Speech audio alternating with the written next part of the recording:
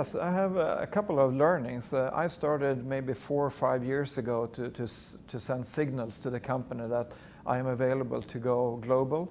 I was asked, what kind of roles would you like to do? And I had to think about that. Which roles did I prefer to do? Because it's not just going away. You need to get into a role that is good for you and with your background. So first of all, I started communicating that I wanted to go. And after that, it took about 2 or 3 years because there was a real good position for me to get. So start early. Start at least 2 or 3 years before you actually want to go. And the second thing is that you need to meet with people on the place you're going. If you're going to Dubai, or if you're going to Beijing, or if you're going to Stockholm or Chicago, it doesn't matter. You need to go there a couple of times to meet with people you're going to work with.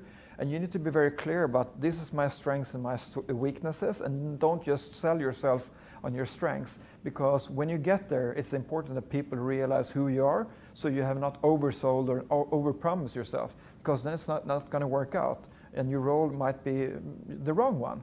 So be honest about who you are, your strength and weakness, and make sure that you at least get to know your boss. It's very important that you feel that I can trust this relationship.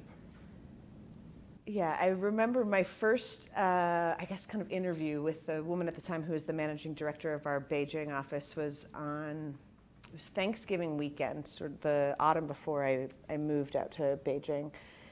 And she asked me this question in our conversation that kind of threw me for a loop, which was, so what are you bringing to the table as you come over here?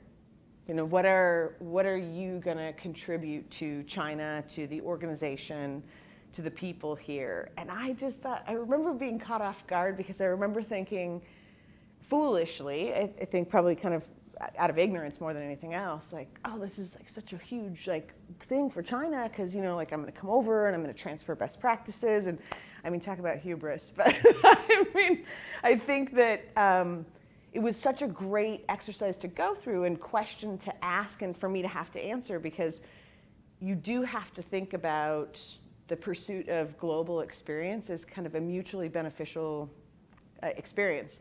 It has to be worth it for the organization to move you. There has to be something that you're bringing.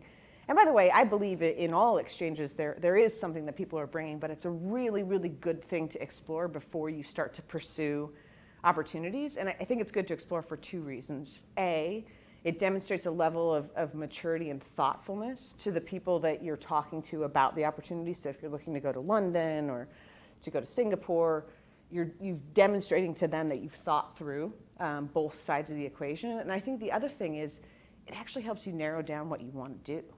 Because once you start to think about that and think about what unique proposition you bring to the table, it starts to help focus the types of things that you want to do. So you start looking for digital opportunities, or you start looking for opportunities to establish a data center of excellence, or you start looking for opportunities to bring multicultural experience somewhere. So those things, I guess I would counsel people to really think about, not only what you're going to get out of the experience, but what the organization is going to get out of the experience of moving you and bringing you to a different location.